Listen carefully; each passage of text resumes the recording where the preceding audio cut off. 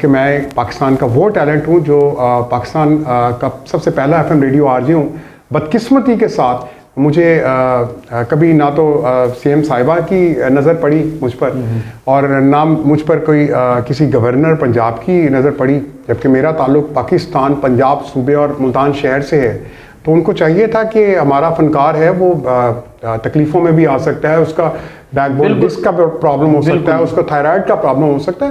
سو میں نے اپنے دیکھیں جب آپ نے اتنی خدمات گورنمنٹ کو دی ہیں، اداروں کو دی ہیں، تو اور آپ یقین مانیے گا کہ میں کوئی شکوہ نہیں کر رہا ہوں، سچ لیکن حقیقت دیکھو، حقیقت کو تو پتا ہونا چاہیے، جب تک ہم بتائیں گے نہیں. جی اس کے برعکس مجھے یاد ہے کہ رمضان کے روزوں میں حلق سوکھ جاتا تھا، میں پروگرام کرتا تھا روڈ سیفٹی کے حوالے سے. مجھے کسی ڈپارٹمنٹ یا کسی جگہ سے 1 روپے کی بھی کوئی مراد نہیں ملی، کوئی چیز نہیں ملی. اور مجھے Pakistan government and Punjab government کی طرف سے بھی جو اس وقت کے CM شہباز شریف صاحب سے مجھے شکوہ نہیں ہے. تو مجھے انہوں نے چنا، یہ میری خوش قسمتی تھی اور میں فخر کرتا ہوں کہ میں نے اپنے ملک و قوم کی خدمت. اچھا جہانگیر بھائی کبھی، لیکن انہوں نے بھی مجھے کوئی ٹرافی نہیں دی. یہاں پر ان کو ٹرافی ملتی ہے جو مقصد ہے کہ جو فنکار بھی نہیں ہے اور جو انسان اپنے ملک و قوم کی بے لوث تمنا ہے کہ میرا ملک اور میرا کام جو ہے وہ پوری دنیا میں. اور آپ نے جو بات کی اس وقت مجھے بہت اچھا لگا کہ یہ بات آج میں اس پلیٹ فارم کے تھرو بالکل کہوں گا، اپنی زندگی میں یہ میرا رائٹ ہے.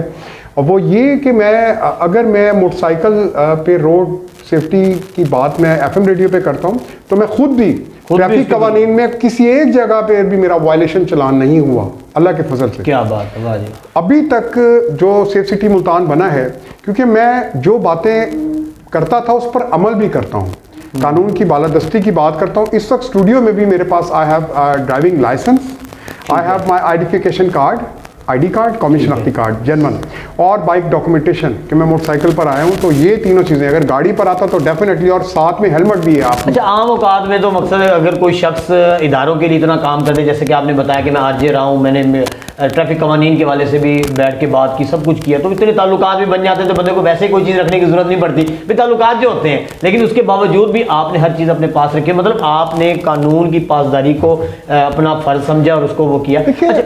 یہاں پر ایک بات میں ایڈ کروں گا کہ اس میں میرے والدین کا بہت بڑا ایک پازیٹیو مثبت ایک ہاتھ رہا ہے کہ آج کل کے جو والدین ہیں وہ بچوں کو انسٹیٹیوشن نہیں دیتے. سب سے بڑی جو انسٹیٹیوشن ہے سر، بالکل وہ آپ کا اپنا گھر ہے، اپنے بچوں وہیں سے بچہ سیکھتا ہے. بچہ سیکھتا ہے. میری والدہ نے تب تک مجھے موٹر سائیکل نہیں لے کے دیا جب تک میں 18 سال کا نہیں ہوا، میرا لائسنس نہیں بنا.